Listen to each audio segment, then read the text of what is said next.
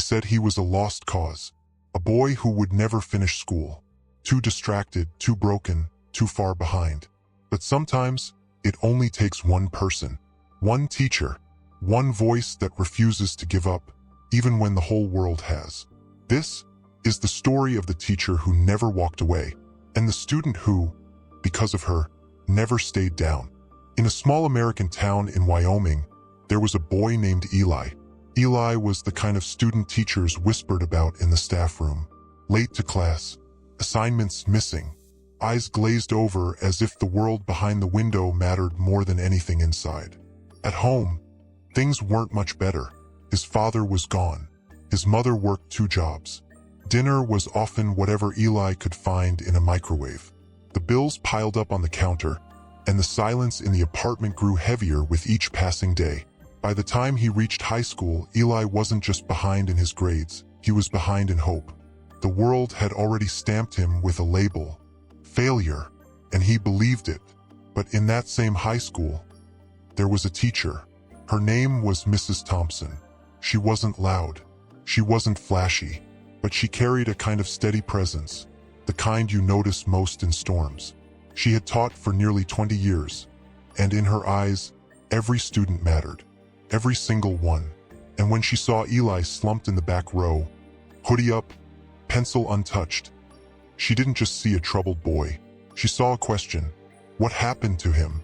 And who might he become if someone just refused to let him slip away? One November morning, Eli skipped class again.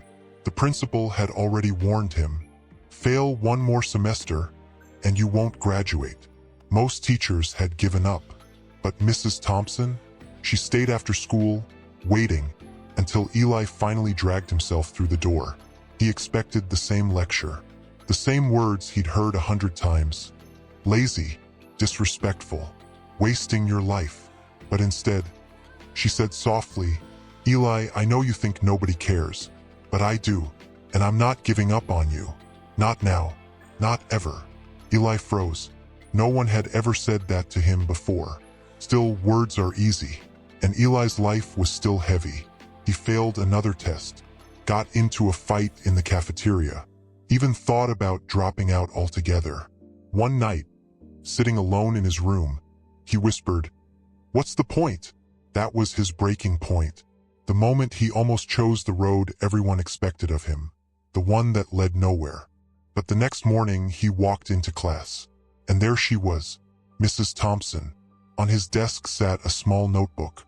The cover read, Eli's Ideas.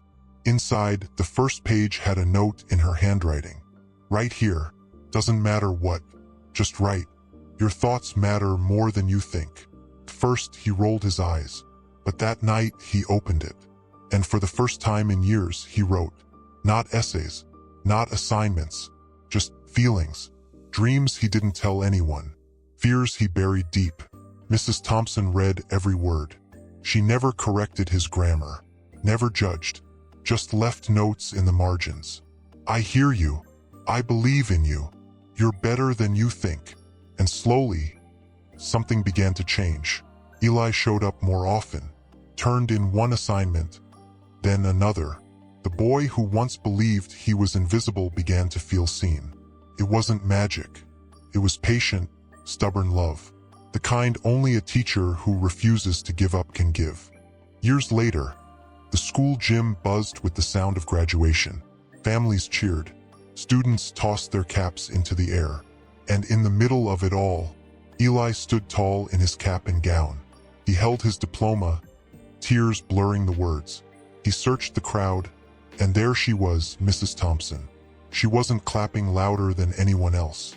She didn't need to, because in that moment Eli knew she was the reason he was there. That fall, Eli went on to college.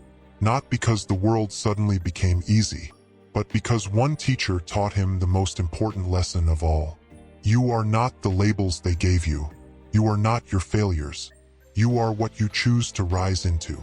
And years later, when Eli returned to that same town, this time not as a student but as a teacher himself, he carried a single truth with him.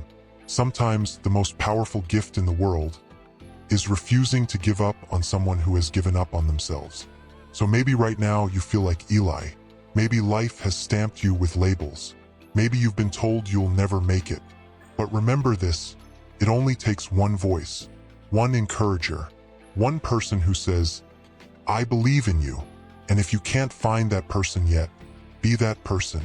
For yourself, for someone else. Because sometimes, the teacher who never gives up isn't standing at a chalkboard. Sometimes, that teacher is you. If this story touched your heart, drop a comment below and tell me about the teacher, mentor, or person who never gave up on you. Hit the like button if you believe in second chances. And don't forget to subscribe. Every day I'll share more stories that prove no one is ever too far gone, and that hope always has a voice.